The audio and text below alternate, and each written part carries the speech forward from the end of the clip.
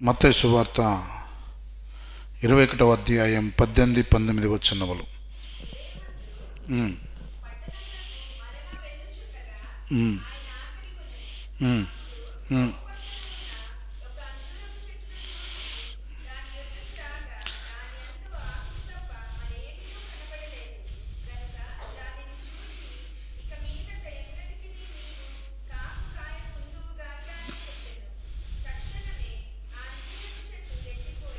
చాలు. మార్కు సువార్త 11వ అధ్యాయము 12వ వచనం.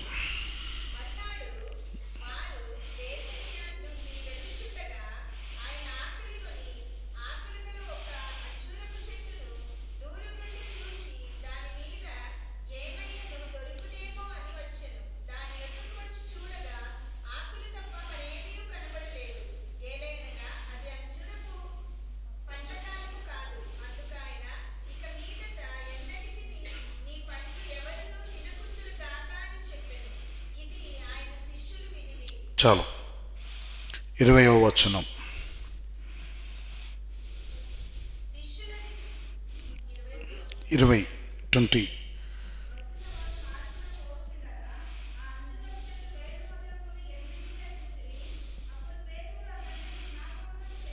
చాలు. ప్రియమైన దేవుని బిడ్డలారా, ప్రభువు ఒక కార్యం చేశాడు. ఇక్కడ ఒక పని జరిగించాడు యేసయ్య. సూచక క్రియలలో ప్రభువు చేసిన అద్భుతాలలో ఒక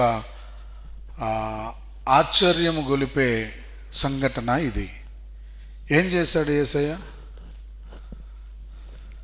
మీరు మాట్లాడాలి. కూర్చున్నా, మీరు చెప్పండి.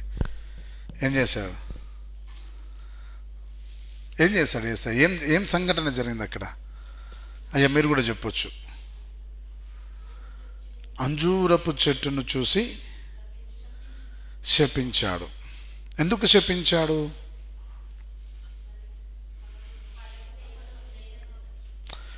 అది ఫలములు ఫలించలేదు గనుక శపించాడు.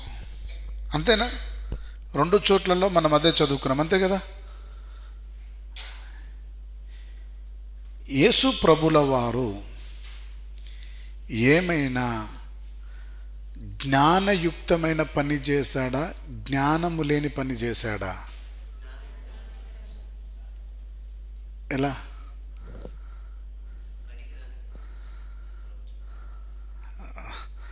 తమ్ముడు ఏమంటున్నాడు? పనికిరాని దాన్ని, ఫలించిన దాన్ని తీసివేయాలని అంటున్నాడు. అవునా? పనికిరాని ఫలించని చెట్టును అది ఏమైపోవాలి? అగ్నిలో. మార్కు సువార్తలో ఒక పదం ఉంది. ఆ పదం మీరు మర్చిపోయారేమో. 13వ వచనం చివరి భాగం చదవండి. అదేంటంట? అంజూరపు పండ్ల కాలము. ఇప్పుడు చెప్పండి, యేసయ్య జ్ఞానయుక్తమైన పని చేశాడా? జ్ఞానము లేని పని చేశాడా? మీ ఊర్లో మామిడికాయలు ఎప్పుడు కాస్తాయి? ఎక్కడైనా, ఏ ఊర్లోనైనా వేసవి కాలములోనే మామిడికాయలు కాస్తాయి. ఇప్పుడు నేను మంచిర్యాల నుండి వచ్చాను. ఎక్కడి నుండి? తెలంగాణ మంచిర్యాల నుండి వచ్చాను. మామిడి చెట్టు దగ్గరికి వెళ్ళాను, అయ్యగారు తీసుకొని, లేకపోతే ఆ చిన్న పాపను తీసుకొని వెళ్ళా. మన పేరేం పేర్రా? బిందుని తీసుకొని వెళ్ళాను. మామిడి చెట్టు చూశాను. బిందు, ఈ మామిడికాయలు ఎందుకు కాయలేదు? ఈ మామిడి చెట్టు ఎందుకు కాయలేదు? ఈ చెట్టు ఎండిపోవును గాక, యేసు నామమున ఈ చెట్టు ఎండిపోవును గాక అని నేను చెప్పాను. ఈ చిన్న పాప అయిన బిందు విన్నది. పరిగెత్తుకుంటా వాళ్ళ మమ్మీ దగ్గరికి వెళ్ళి, మమ్మీ మంచిర్యాల నుండి వచ్చిన అంకులకు తెలివి లేదు, మంచిర్యాల నుండి వచ్చిన అంకులకి ఏం తెలియదు, అసలు చెట్టుల గురించి కూడా ఏమీ తెలియదు. వాళ్ళ మమ్మ అంటది, ఎందుకు బిడ్డ ఏమైంది, ఎందుకు అట్లా అంటున్నావు, అయ్యగారు కదా అట్లా ఎందుకు అన్నావంటే, లేదు మమ్మీ అయ్యగారికి తెలివి ఎందుకు లేదు. ఎందుకు లేదంటే నవ్వుకుంటూ చెప్తుంది బిందు, మమ్మీ ఎక్కడైనా చలికాలంలో మామిడికాయలు కాస్తాయా అని. మీకు అర్థమవుతుందా? మిమ్మల్ని నవ్వించడానికి కొన్ని విషయాలు చెప్తున్నాను. చలికాలంలో ఎక్కడైనా మామిడికాయలు కాస్తాయా? అంకులు వచ్చాడు, చలికాలంలో మామిడి చెట్టును చూశాడు, మామిడికాయలు కాయలేదు. అంకులు మామిడి చెట్టును శపించాడు. తెలివున్న వాళ్ళు ఎవరి పని. అప్పుడు వాళ్ళ మమ్మీ కూడా అంటది, నిజంగా నా అయ్యగారికి ఏమీ తెలియదు కావచ్చు బిడ్డ అంటది. ఇప్పుడు నేను అంటున్నాను ఈ వచనము బైబిల్లో ఎందుకు రాసి పెట్టాడు? ఒకవేళ ఆ ఒక్క మాట లేకపోతే బాగుండు. ఏ మాట? అది అంజూరపు పండ్ల కాలము కాదు అని ఒక్క మాట లేకపోతే, ఏ సమయంలో వెళ్ళాడో మనకు తెలియకపోవు, ఎప్పుడు వెళ్ళాడో మనకు తెలియకపోవు. కొంచెం సంతకు పెట్టాను. ఏ సమయంలో వెళ్ళాడో ఎప్పుడు వెళ్ళాడో మనకు తెలియదు. చదువుదాము, సంతోషపడదాము, ఆనందపడదాము, ఉందాము. కానీ అక్కడ పర్టికులర్గా మార్కు సువార్తను బట్టియే మత్తయి సువార్త, లూకా సువార్త రాశారు. క్లియర్గా అక్కడ మెన్షన్ చేశాడు. మార్క్ ఏమని మెన్షన్ చేశాడు? అది అంజూరపు పండ్ల కాలము. మరి ఎందుకు చేశాడు యేసు ప్రభు ఆ పని? ఏమండి, మీరు నిజంగా చెప్పండి. ఇక్కడ కుర్చీల మీద కూర్చున్న వాళ్ళు, కొంచెం చదువుకున్న వాళ్ళు, కొంచెం ఆలోచన చేసే వాళ్ళు చెప్పండి. ఎందుకు యేసు ప్రభు చెప్పాడు ఆ మాట? ఇప్పుడు నువ్వు చెప్పావు కదా, ఎందుకు చేశాడు చెప్పున్నానా?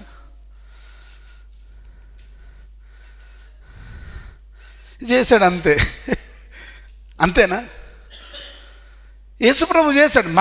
మరుసటి రోజు ఆ దారి వెంబడి వస్తూ చూస్తేనంట ఏమైందటంటే, చెట్టు వేర్లతో సహా, ఎక్కడి నుండి అది? చెట్టు వేర్లతో సహా ఎండిపోవడం చూసాం. శిష్యులు దానికి చూసి ఆశ్చర్యపడ్డారు. అయ్యా, నిన్న నువ్వు చెప్పావు, అది ఇప్పుడు చెట్టు వేర్లతో సహా ఎండిపోయింది. ఎలా? ఇది అసలు ఎవరైనా ఇలా చేస్తారా? అయ్యా, మీరు ఎవరైనా చేస్తారా అలా? మీరు మామిడి సీజన్ కానప్పుడు వెళ్ళి మామిడి పండ్లు కావాలని అడుగుతారా? సీతాఫలాలు ఎప్పుడు వస్తాయండి? మన వింటర్ సీజన్లో, చలికాలంలో వస్తాయి. ఈ ఎండాకాలంలో వెళ్ళి నాకు సీతాఫలాలు కావాలంటే ఎలా ఉంటుంది?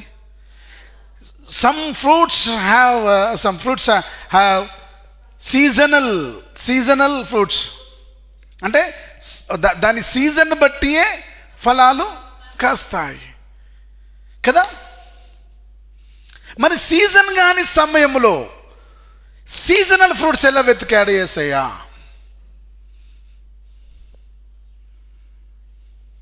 అర్థమవుతుందా అమ్మ? అర్థమవుతుందా?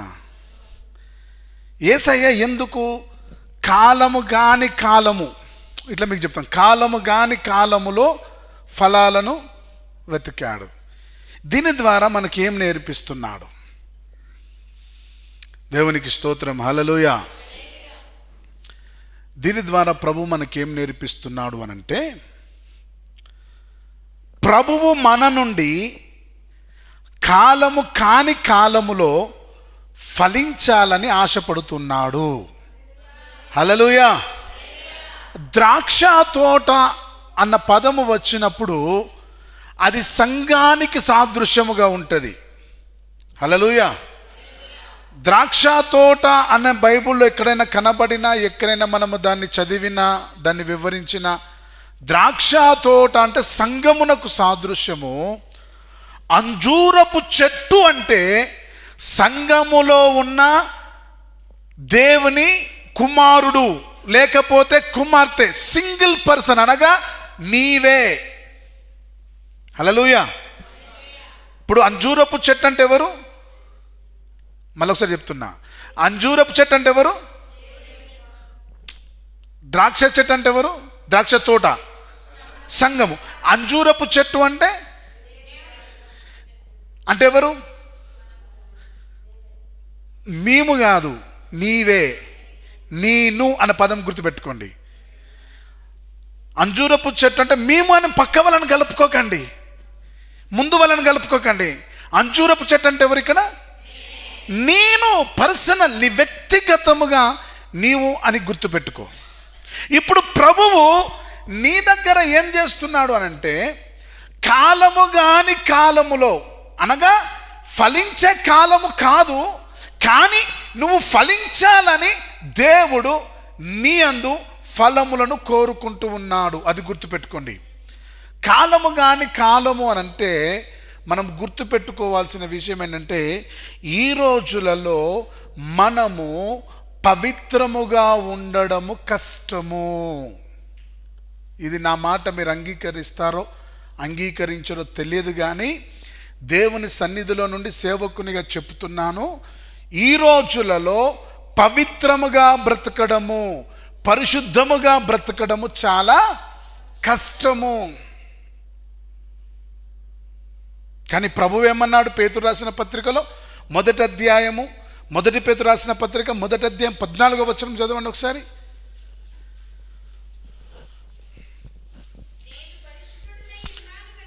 నేను పరిశుద్ధుడనై ఉన్నాను గనుక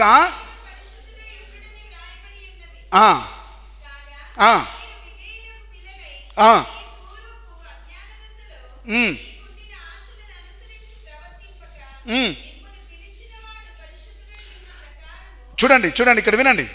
మిమ్ముల పిలిచిన వాడు పరిశుద్ధుడై ఉన్న ప్రకారము మీరును సమస్త ప్రవర్తన యందు. హల్లెలూయా.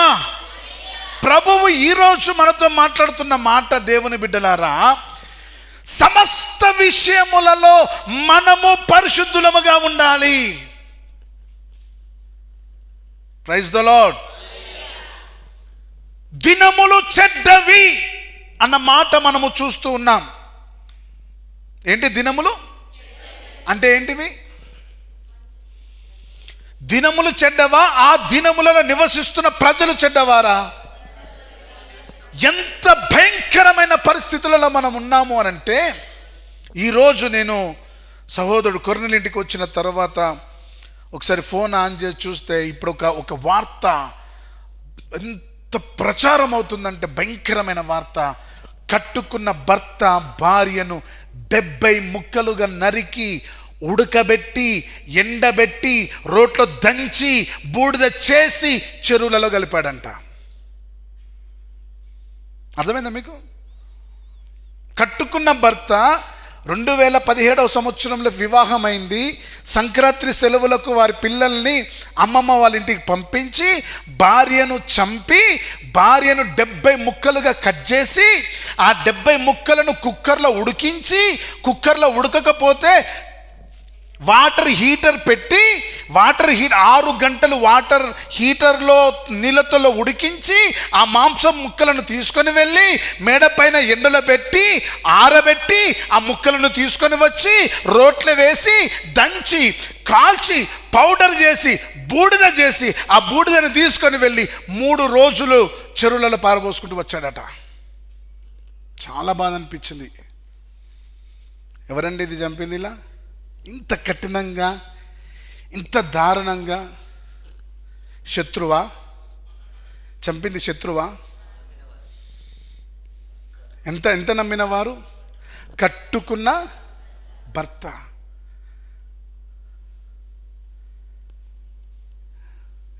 చిన్న గొడవ ఏంటి తెలుసా?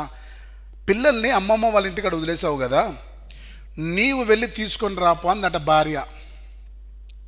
అప్పుడు భర్త అన్నాడట, నాకు వీలు పడదు అని అన్నదట. భర్త అన్నాడట, నాకు వీలు. అప్పుడు ఈ భార్య ఏమని చెప్పిందటంటే, నువ్వు చేస్తున్నది ఏమన్నా సీఎం జాబా? వీలు పడదంటున్నావు, వెళ్ళి పిల్లల్ని తీసుకొని రా అన్నదట. ఆ మాటకు తాను కోపోద్రేకుడై పక్కన ఉన్న మన రోకల బండిని తీసుకొని వెళ్ళి కొట్టి చంపాడట. బయట శత్రువు కాదు చంపింది. ఎవరండి? కట్టుకున్న భర్త. భయంకరమైన రోజులలో మనమున్నాము. భయంకరమైన రోజులు, భయంకరమైన పాపపు రోజులు ఇవి. ఎంత భయంకరమైన పాపపు రోజులు అనంటే, ఒకప్పుడు అక్రమ సంబంధాలు, వ్యభిచారము, ఇంకా కామోద్రేకమైన కోరికలతో కూడిన విధానము 40 సంవత్సరాల క్రితము చాలా ఎక్కడో పలానా ఊర్లో జరిగిందంట, పలానా ప్లేస్లో జరిగిందంట అని వినేవానము. ఇప్పుడు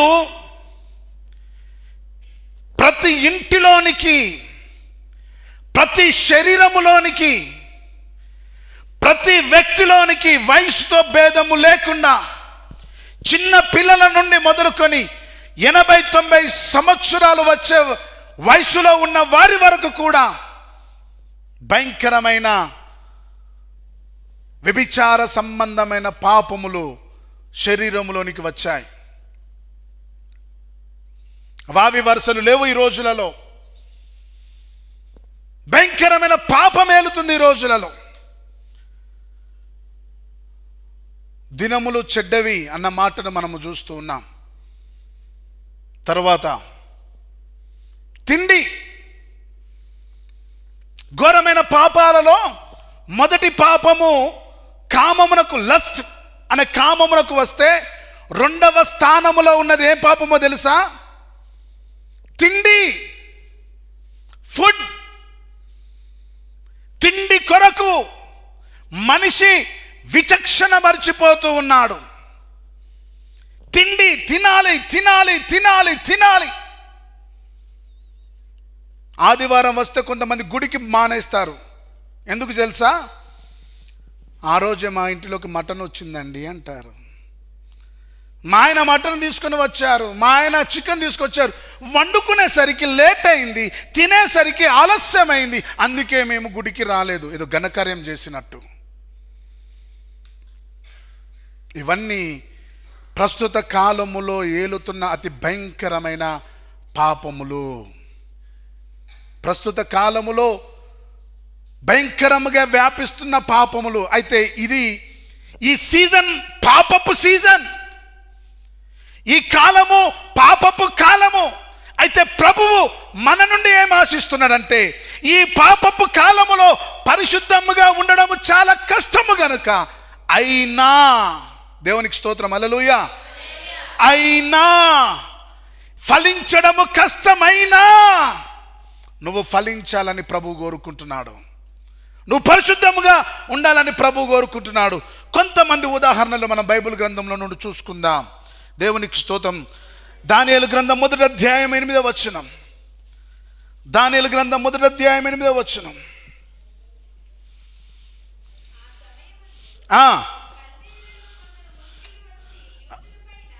దానియేలు గ్రంథం 1వ అధ్యాయం 8వ వచనం.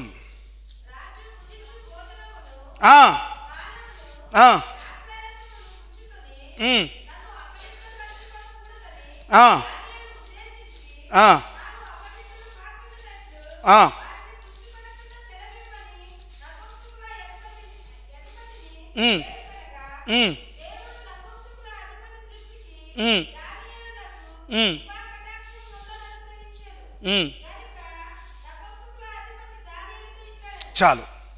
హల్లెలూయా. అర్థమవుతుందండి నేను చెప్పేది? ఇక్కడ దానియేలు గురించి మనం మాట్లాడుకుందాం. దానియేలు ఏమంటున్నాడంటే, దానియేలుకు ఒక మంచి అవకాశం వచ్చింది. దానియేలును చెరగా తీసుకొని వెళ్ళారు. చెరగా తీసుకొని వెళ్ళిన తర్వాత దానియేలును పక్కన ఉంచేసి, దానియేలు, షడ్రక్, మేషక్, అబేద్నెగోలను పక్కన ఉంచేసి, వారిని ఒక ఆస్థానములో వారిని పెంచాలని వారిని ఆదేశించారు. అయితే ఇక్కడ దానియేలు ఒకటి చేస్తున్నాడు. ఏంటంటే, దానియేలుకు వచ్చిన మంచి అవకాశం ఏమిటంటే, రాజు భోజనము చేసే భోజనము, రాజు పానము చేసే పానీయము తాగే అవకాశం, వాటిని తినే అవకాశము దానియేలుకు దక్కింది. ఎంత మంచి అవకాశం! నీకు నాకు అస్తు వదిలిపెట్టుకుంటారా? ఏ అవకాశం వచ్చిందండి? ఏం అవకాశం? మళ్ళీ చెప్పాలి మీరు. రాజు భుజించే భోజనము, రాజు పానము చేసే పానీయము, ద్రాక్షరసం కావచ్చు, ఇంకా పండ్ల రసాలు కావచ్చు, హెల్తీ సంబంధమైన ఆరోగ్య సంబంధమైన పండ్ల రసాలు కావచ్చు, ఆరోగ్య సంబంధమైన ఫుడ్ కావచ్చు, మనం వదిలిపెట్టుకుంటామా? చెప్పండి, వదిలిపెట్టుకుంటారు ఎవరైనా? ఎక్కడనన్నా ఒక ఎమ్మెల్యే భోజనాలు పెడుతున్నాడంటే పరుగెత్తుకునే వాళ్ళు చాలామంది ఉన్నారు. ఎందుకు? ఎమ్మెల్యే ఇంట్లో భోజనం ఎలా ఉంటాయి? ఎలా ఉంటాయి? చాలా శ్రేష్టంగా ఉంటాయి. తమ్ముడు చెప్తున్నాడు, 10 రకాల భోజనాలు ఉంటాయి. ముఖ్యమంత్రి పెడుతున్నాడు అనుకోండి, ఇంకెలా ఉంటుంది? వామ్మో, వారు వాడే ఆయిల్ చాలా కాస్ట్లీ. నేను ఒకరింటికి వెళ్ళాను విజయవాడలో. జనరల్గా మనం నూనె ఎంతది వాడతామంటే 150, 200, 250 కిలో ప్యాకెట్ తీసుకొచ్చి వాడతాం. కానీ వారు వాడే ఆయిల్ ప్యాకెట్ 1200 రూపాయలు. అది దాని టేస్ట్ వేరే ఉంది. ఏంది టేస్ట్? ఇంత ఆయిల్ బాగుంది అని అంటే తను చెప్పాడు 1200 రూపాయల ఆయిల్. కొంచెం వాళ్ళు పర్వాలేదు, ఒక స్థాయిలో ఉంటున్నవారు. వారే హెల్త్ సంబంధించి అంత శ్రేష్టమైన ఆయిల్ వాడుతున్నారంటే రాజు ఇంకెంత వాడాలి? ధనికులు, డబ్బున్న వాళ్ళు ఎలాంటి ఆయిల్ వాడతారు? విరాట్ కోహ్లీ క్రికెటర్ వాడే వాటర్ బాటిల్ 1000 రూపీస్.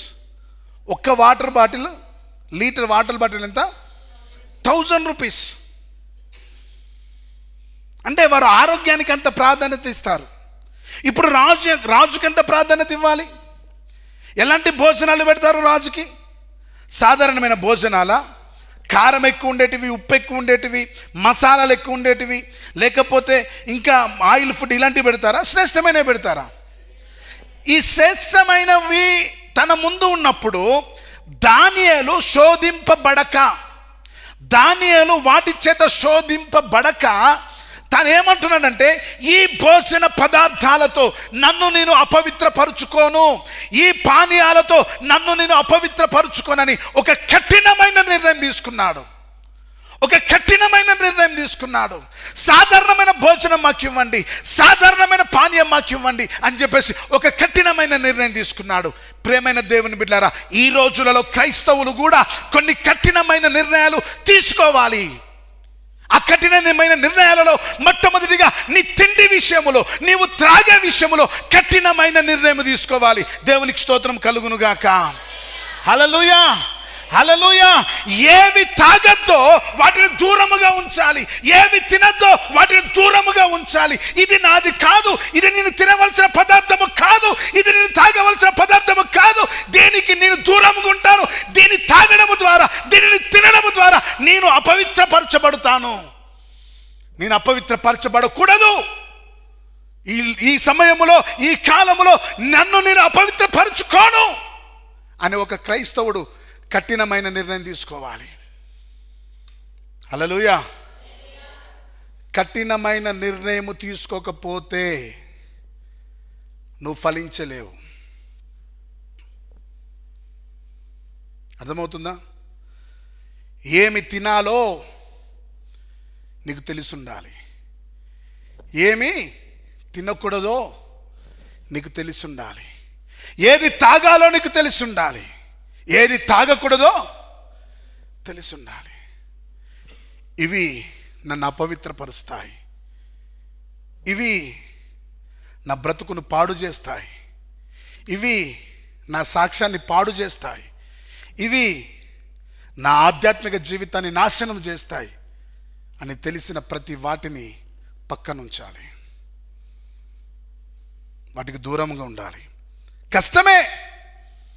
వాటిని చూస్తుంటే టెంప్ట్ అవుతావు, వాటిని చూస్తుంటే నీ కోరికలు కలుగుతాయి. తినాలి తినాలి తినాలన్న ఆశ, కోరిక కలుగుతుంది. అంత మాత్రమే కాదు, నీ ఫ్రెండ్స్ చెప్తారు తిను, నీ ఫ్రెండ్స్ చెప్తారు తాగు, నీ ఫ్రెండ్స్ చెప్తారు చాలా బాగుంది, ఎంజాయ్, గాలిలో తేలినట్టుంది, సుఖపడొచ్చు అని చెప్తారు.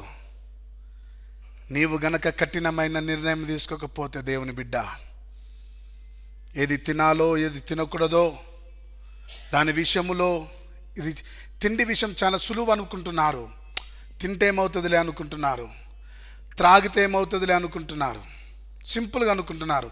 కానీ అవి జీవితాన్ని నాశనము చేస్తాయి, జీవితాన్ని.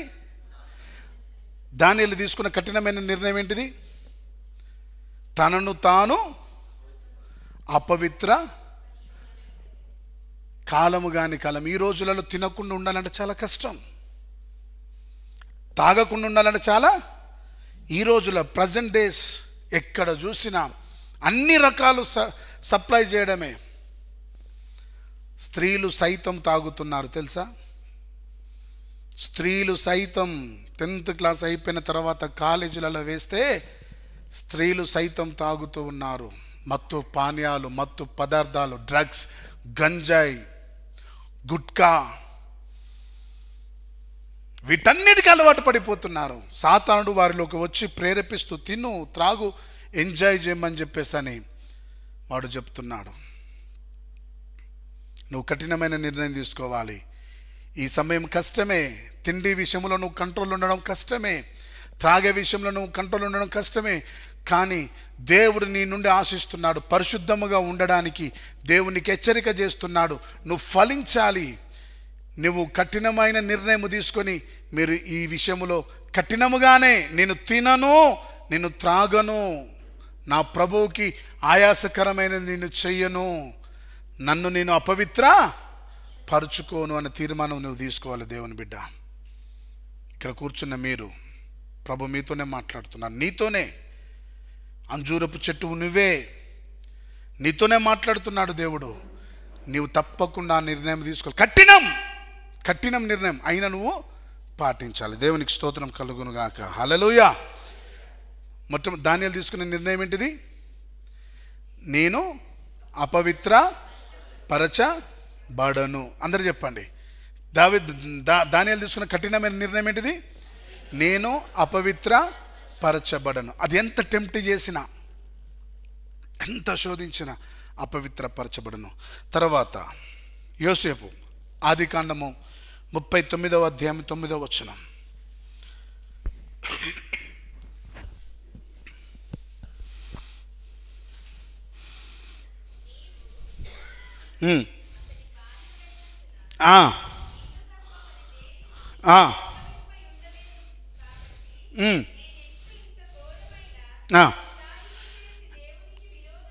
నేను ఎట్లు ఇంత ఘోరమైన దుష్కార్యము చేసి దేవునికి విరోధముగా పాపమును కట్టుకొందునా అని తన యజమాని భార్యతో అనేను. Praise the lord. హల్లెలూయా. ఇది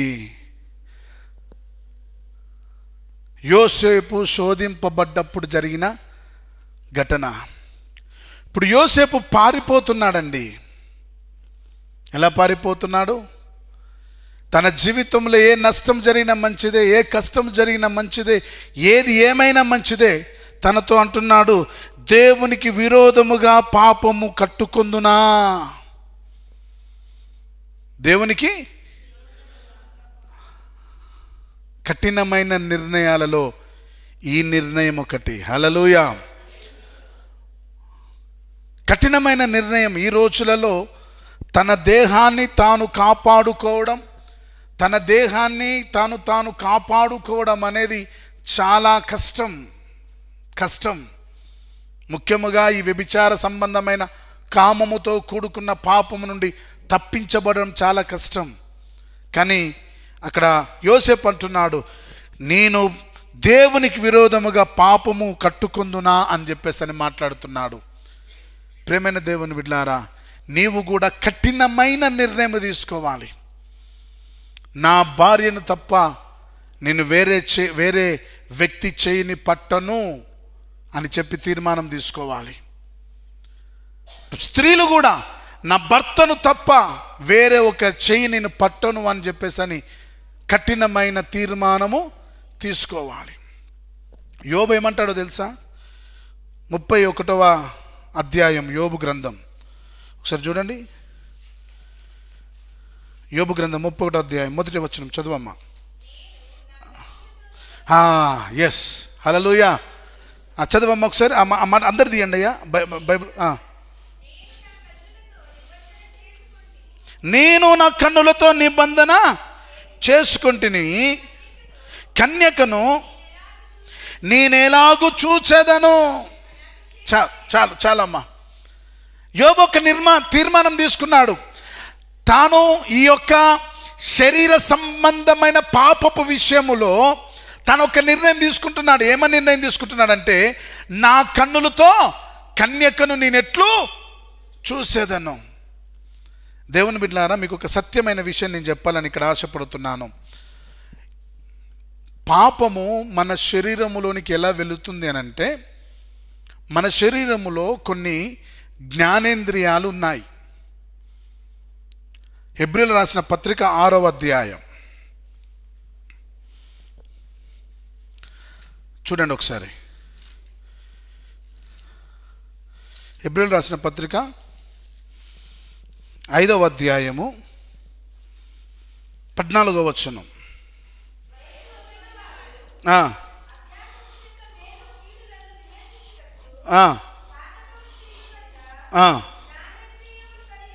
దేవునికి స్తోత్రం. గలతీయులకు రాసిన పత్రిక ఆ వచనం అలానే ఉంచి గలతీయులకు రాసిన పత్రికలకు రండి. 5వ అధ్యాయము 17వ వచనం. శరీరము ఆత్మకును ఆత్మ శరీరమునకు విరోధముగా ఆపేక్షించుచున్నవి, ఇవి ఒకదానికో ఒకటి వ్యతిరేకముగా ఉన్నవి గనుక మీరేమి చేయ నిశ్చయింతురో వాటినే చేయకుందురు. ఇప్పుడు ఏం జరుగుతుందంటే ఇక్కడ అమ్మ, మీకు అర్థమవుతుందా ఏం జరుగుతుంది? శరీరము ఆత్మ రెండు ఒకదానికొకటి విరుద్ధముగా వ్యతిరేకముగా ఉన్నది. ఇప్పుడు ఆత్మ శరీరముతో ఫైట్ చేస్తుంది, శరీరము ఆత్మతో ఫైట్ చేస్తుంది. ఏది గెలవాలి? మనందరం ఏమని కోరుకుంటున్నాం? ఆత్మ.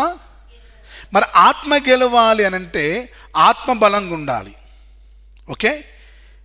శరీరము గెలవాలంటే శరీరం బలంగా ఉండాలి. అయితే ఏదైనా తోటలో పాపము జరిగినప్పుడు, దేవుడు అవ్వను ఆదామును సృష్టించినప్పుడు ఆత్మయుక్తముగానే అక్కడ మనుషులు ఉన్నారు. ఎప్పుడైతే పాపము చేశారో అప్పుడు శరీర తత్వము బయటికి వచ్చింది. అప్పటి వరకు శరీరము లేదా? ఉన్నది. కానీ ఎక్కువ ఏ స్థాయిలో ఉన్నది?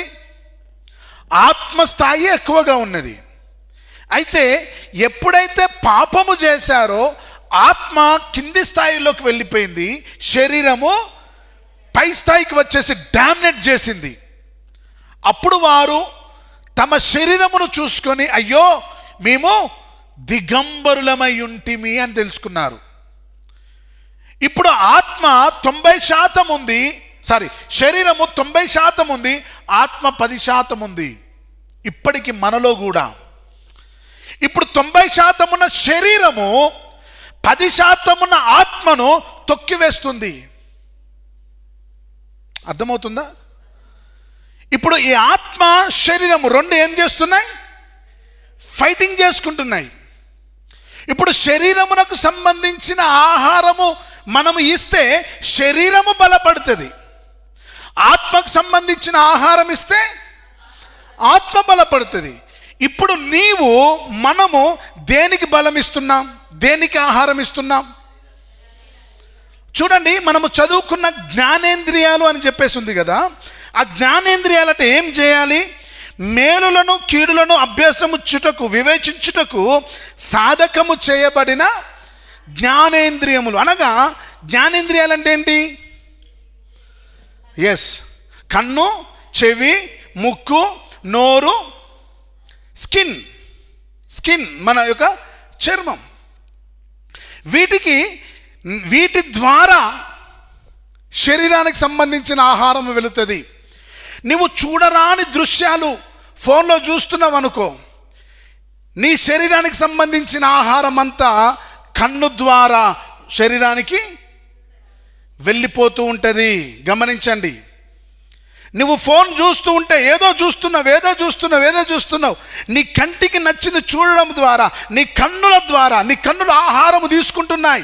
ఆ కన్నుల ద్వారా శరీరానికి శరీర సంబంధమైన ఆహారము వెళుతూ ఉంటుంది. మాట్లాడుతున్నావు మాట్లాడుతున్నావు మాట్లాడుతున్నావు, నీ నోటికి వచ్చిందల్లా మాట్లాడుతున్నావు, బూతు మాటలు మాట్లాడుతున్నావు, తింటున్నావు, త్రాగుచున్నావు, నోరుకు సంబంధించినవన్నీ చేస్తే శరీరానికి సంబంధించిన ఫుడ్ అనేది వెళుతూ ఉంటుంది. చెవులదు అంతే, స్కిన్ అంతే. నువ్వు దేన్ని తాకుతున్నావో, దేన్ని స్పర్శిస్తున్నావో దాన్ని బట్టి నీ శరీరములో మార్పులు, దాన్ని బట్టి ప్రతిఫలము, దాన్ని బట్టి ప్రతిచర్య అనేది జరుగుతూ ఉంటుంది. కాబట్టి ప్రియమైన దేవుని బిడ్డలారా, నీ శరీరానికి నువ్వు చెప్పుకోవాలి, నీ కన్నుకు చెప్పుకోవాలి, నీ నోటికి చెప్పుకోవాలి, నీ చెవులకు చెప్పుకోవాలి. యోబు ఏమని చెప్తున్నాడు తన కంటితోని? నేను కన్యకుని ఎలాగో చూడగలను. ప్రియమైన దేవుని బిడ్డలారా, ఈ రోజులలో మన కన్నును బయటికి వెళితే పవిత్రంగా కాపాడుకునే పరిస్థితి ఇది. ఈ రోజులు ఎలాంటి రోజులు ఇవి? ఏదో మాట చూద్దాము, ఏదో వాక్యం చూద్దామని ఫోన్ తీసినా కూడా 2 నిమిషాల తర్వాత, 2 సెకండ్ల తర్వాత పాపము సంబంధించినవే కనబడుతున్నాయి. అయితే దేవుని బిడ్డలారా, నీవు ఈ కాలము కాని కాలములోనే నువ్వు బయటికి వెళుతావు, అటు ఇటు చుట్టూ చూస్తుంటావు, ఏదో సినిమా పోస్టర్ కనబడుతుంది, బయటికి వెళుతాం, ఆటోలోనో బస్సులోనో వెళ్తాం, పాటలు వేస్తాడు, సినిమా పాటలు. ఎక్కడో కూర్చుంటాం, బస్సులో కూర్చుంటాం, ఎవరో మనకు స్పర్శించినట్టు అవుతూ ఉంటుంది, శరీరాన్ని తాకినట్టు అవుతూ ఉంటుంది. ఈ రోజులు పవిత్రముగా ఉండే రోజులు కావు, కాలములో ఫలించే రోజులు కావు. కానీ ప్రభువు మన నుండి ఏమి ఆశిస్తున్నాడు? కాలము కాని కాలములో మనము ఫలించాలి. భయంకరమైన పాపపు కాలములో ఉన్నాము. ఈ భయంకరమైన పాపపు కాలములో మనల్ని యోసేపు వలె కాపాడుకోవాలి. హల్లెలూయా. మనల్ని మనము యోసేపు వలె తీర్చిదిద్దుకోవాలి. నేను దేవునికి విరోధముగా పాపము చేస్తానా? నేను దేవుని బిడ్డను, ఇది నాకు తగునా అని చెప్పేసి పాపము నుండి పారిపోవాలి. ఎవరైనా సరే, స్త్రీ అయినా సరే, పురుషుడైనా సరే, ఎవరైనా సరే పాపము నుండి పారిపోయే స్థితిలోకి రావాలి. దేవునికి స్తోత్రం. హల్లెలూయా. దానియేలు తీర్మానం చేసుకున్నాడు, నేను అపవిత్ర పరచబడను. తర్వాత 2వ తీర్మానం ఏం చేశాడు యోసేపు? నేను పాపము చెయ్యను. దేవునికి స్తోత్రం. హల్లెలూయా. 3వ తీర్మానము చూద్దాం. ఏలియా రాజుల గ్రంథము, మొదటి రాజుల గ్రంథము 18వ అధ్యాయం 24వ వచనం. ఏలియా చేసిన తీర్మానం చూద్దాం. దేవునికి స్తోత్రం. హల్లెలూయా. 18వ అధ్యాయం, మొదటి రాజులు 18:24.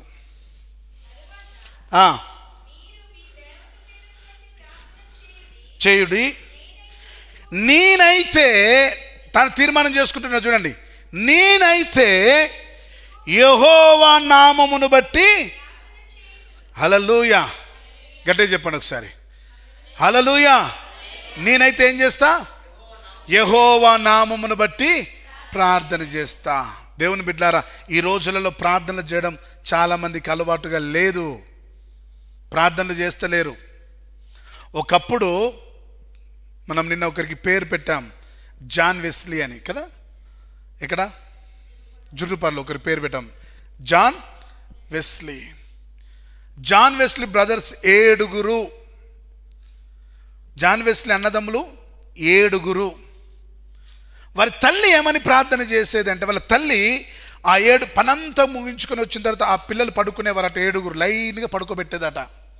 పడుకోబెట్టి వెళ్ళి పెద్ద కొడుకు దగ్గర ప్రార్థన మొదలుపెట్టేదంట. మోకరించి పెద్ద కొడుకు పడుకుంటే ఆ తల దగ్గర చేయి పెట్టి ప్రార్థన చేయడం మొదలుపెట్టేదట.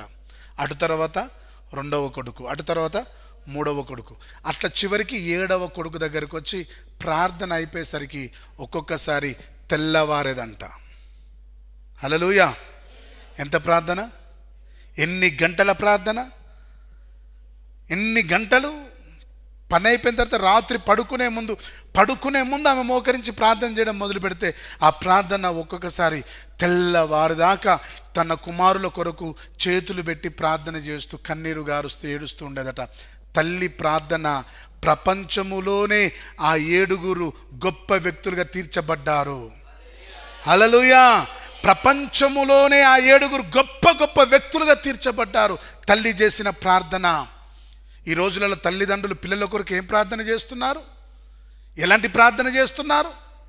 తన పాప కొరకు, తన బిడ్డ కొరకు, ఎదిగిన బిడ్డ కొరకు, ఎదిగిన కుమారుని కొరకు, అప్పుల బాధల కొరకు, కష్టాల కొరకు ఎవరు ప్రార్థన చేస్తున్నారు? వచ్చంటారు, అయ్యగారు మాకు అప్పులు బాగైనాయి, మీరు ప్రార్థన చేయండి. మాకు కష్టాలు వచ్చినాయి, మీరు ప్రార్థన చేయండి. మాకు అనారోగ్యం వచ్చింది, మీరు ప్రార్థన చేయండి. మీరేం చేస్తారు మరి? ఇక్కడ ఏలే తీర్మానం తీసుకుంటున్నాడు. ఏం తీర్మానం? నేనైతే యెహోవా నామమును బట్టి, మీరు ఎవరు చేసుకున్నారో చేసుకుని నాకు సంబంధం లేదు. మీరు బయలుదేవతకి చేస్తారా, ఆషాఢదేవికి చేస్తారా, మీరు ఎవరికి చేస్తారో చేయండి. నేనైతే యెహోవా నామమును బట్టి. హల్లెలూయా, హల్లెలూయా. ఈ రోజులలో క్రైస్తవులు ప్రార్థన పరులుగా మారాలి. ప్రార్థన జీవితం ఆగిపోయింది. ప్రార్థన జీవితము అడుగంటిపోతుంది. ప్రార్థన జీవితంలో మంట లేదు, ప్రార్థన మంట లేదు, ప్రార్థన అభిషేకం లేదు. మోకరించి కన్నీరు కారుదాం, మోకరించి ప్రార్థన చేద్దాం. అయ్యో నాకు కష్టాలున్నాయి, నాకు బాధలు ఉన్నాయి, నేను దేవుని దగ్గర మొరపెట్టాలి, నేను దేవుని దగ్గర ఏడవాలి, నేను దేవుని దగ్గర నా కుటుంబాన్ని తీసుకురావాలన్న ప్రార్థన క్రైస్తవ జీవితాలలో ఈ రోజు తక్కువైపోయింది. నీ కుటుంబంలో, నీ జీవితంలో తక్కువైపోయింది.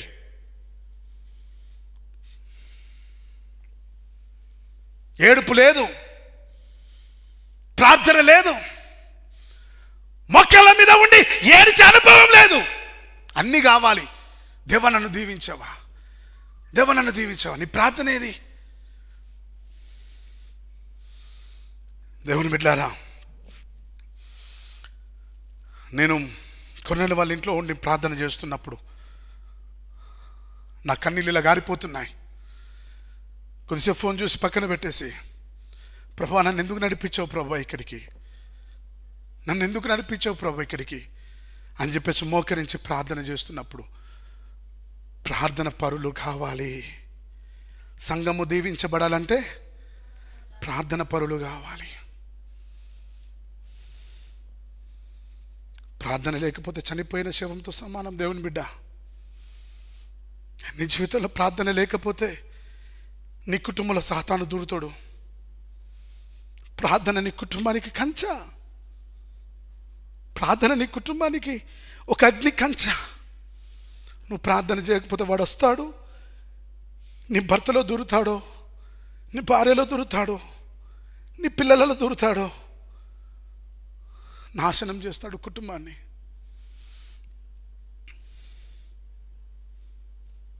ప్రార్థన చేయండి, ప్రార్థన కలిగి ఉండాలి. తగ్గిపోయింది. చాలా సంఘాలలో ప్రార్థనలు లేవు, చాలా సంఘాలలో విజ్ఞాపనలు లేవు. వస్తున్నారు, ఆరాధన చేస్తున్నారు. ఇప్పుడు నడుస్తున్న భయంకరమైన ట్రెండ్ ఏంటంటే music music music music. Artificial ఆరాధన అయిపోయింది. వాక్యం లేదు, ప్రార్థన లేదు, ఏమీ లేదు. సౌండ్ సిస్టమ్ దద్దరిల్లాలి, లైట్స్ పెట్టాలి, ఏమేమో చేయాలి. పిల్లలు ప్రార్థన లేదు, తల్లిదండ్రుల ప్రార్థన లేదు, కుటుంబ ప్రార్థన లేవు. తీర్మానం చేసుకో. కష్టమే, ఇది కఠినమైన నిర్ణయమే. పాపం చేయకుండా నువ్వు ఉండగలుగుతావు, వ్యభిచారం చేయకుండా ఉండగలుగుతావు, అవి చేయకుండా ఉండాలి. అలానే ప్రార్థన చేస్తూనే ఉండాలి. దయచేసి ప్రార్థన తీసుకున్న నిర్ణయం, ఏమని నిర్ణయం తీసుకున్నాడు ఏలియా? చదవండి అక్కడ. నేనైతే యెహోవా నామమును బట్టి నీ అవసరత ఏదైనా సరే దేవుని దగ్గరికి రావాలి, కన్నీరు గార్చాలి, రావాలి, మోకరించాలి. ప్రభువా నాకు అవసరత ఉంది, నాకు అక్కరుంది ప్రభువా, నా భర్త మారలేదు, నా కుమార్తె మారలేదు, నా కుమారుడు మారలేదు, నా భార్య మారలేదు, నాకు ఈ సమస్యలు ఉన్నాయి, నాకు ఈ కష్టాలు ఉన్నాయి, నా సంఘ పరిస్థితి ఇది, నా ఆత్మీయ పరిస్థితి ఇది అని దేవుని దగ్గర మొరపెట్టే జీవితం నీకుండాలి. మొరపెట్టకపోతే, ప్రార్థన జీవితం లేకపోతే చనిపోయిన శవముతో సమానం. ఇవి కష్టమే. ఈ రోజులలో ప్రార్థన గురించి చెప్తే మీకు విషయం తెలుసా? ఉజ్జీవ సభలని పెట్టండి, స్వస్థత సభలని పెట్టండి, వేల మంది లక్షల మంది వస్తారు. ఉపవాస ప్రార్థనని పెట్టండి, ఎవరు వస్తారు? తక్కువ. అమ్మా, మనం ఈ రోజు నుండి ఈ వారంలో శుక్రవారం రోజున 10 గంటల నుండి సాయంత్రం 5 గంటల దాకా మనము ప్రార్థన చేద్దాం రండి అని అంటే అయ్యగారు ఫోన్లు తీసుకొని అందరికి ఫోన్లు చేయాలి. అమ్మా మీరు రండి, అమ్మా మీరు రండి, ప్రార్థన చేద్దాం రండి అని అయ్యగారు బాధపడాలి. ఎవరి కొరకు ప్రార్థన చేసేది? మీ కొరకే. మీ కొరకు ప్రార్థన చేద్దామని రమ్మన్నా కూడా రాలేని భ్రష్టులుగా మనమున్నాం. ఎందుకు? సుఖానికి అలవాటు పడ్డాం, మోకరించడానికి అలవాటు పడలే. సుఖానికి అమ్మా బిర్యానీ పెడుతున్నాం రండి అంటే ఇంటి పక్కలను కూడా ఎంబడి పెట్టుకున్నాం. కష్టమే దేవుని బిడ్డ, కష్టమే. ఈ కాలంలో ప్రార్థనలు చేయడం కష్టమే. గంట సేపు మోకరించి ప్రార్థన చేయడం కష్టమే. 2 గంటలు మోకరించి ప్రార్థన చేయడం కష్టమే. ఈ సమయంలోనే ప్రార్థన చేయాలని దేవుడు కోరుకుంటున్నాడు. హల్లెలూయా. ఈ రోజులలోనే దేవుడు నిన్ను ప్రార్థన చేయాలని కోరుకుంటున్నాడు. చాలా కష్టం, కానీ ప్రభు కోరుకుంటున్నది ఏంటిది? కాలము కానీ కాలములో మనము ఫలించాలి. పవిత్రంగా ఉండడము కష్టమే, పాపము చేయకుండా బ్రతకడము కష్టమే, ప్రార్థన చేయడము కష్టమే, కానీ ఇవి కలిగి ఉండాలి. దేవునికి స్తోత్రం కలుగును గాక. హల్లెలూయా, హల్లెలూయా. ఇంకా కొన్ని ఉన్నాయి. ప్రభు చిత్తమైతే మరలా మనం కలిసినప్పుడు చర్చిద్దాం. కానీ ఈ 3 విషయాలు ప్రభు నేర్పాడు. ఒకటి పవిత్రంగా బ్రతకడము, పాపము నుండి దూరముగా ఉండడము, ప్రార్థన చేయడము. దేవుడు చెప్పాడు ఆయన పరిశుద్ధుడు గనుక మనం పరిశుద్ధంగా ఉందాం. మన కంటితో నిబంధన చేసుకుందాం పాపము చేయకుండా, మన నోటితో నిబంధన చేసుకుందాం, మన చెవులతో నిబంధన చేసుకుందాం, మన శరీరముతో నిబంధన చేసుకుందాం. దేవుని బిడ్డలారా, ఇక్కడ ఉన్న నేను, దేవుని సన్నిధిలో ఉన్న నేను యథార్థంగా చెప్తున్నాను. ఒక సాధారణమైన వ్యక్తికి రావలసిన శోధనలన్నీ నాకు కలిగాయి. సాధారణమైన వ్యక్తికి వచ్చే శోధనలన్నీ నాకు కలిగాయి, కానీ ప్రభు వాటన్నిటిని నన్ను తప్పించుకుంటూ వస్తున్నాడు. దేవునికి స్తోత్రం. హల్లెలూయా. నేను నిబంధన చేసుకున్నాను, నేను నిబంధన చేసుకున్నాను. నా కన్నులతో నిబంధన చేసుకున్నాను, నా నోటితో నిబంధన చేసుకున్నాను, నా శరీరంతో నిబంధన చేసుకున్నాను. మనము దేని విషయంలో అపవిత్రపరచబడకూడదు, ఏ పాపపు జోలికి వెళ్ళకూడదు. ఆయనకు ప్రార్థన చేస్తూ ఉండాలి. మోకరించండి, ప్రార్థన చేసుకుందాం.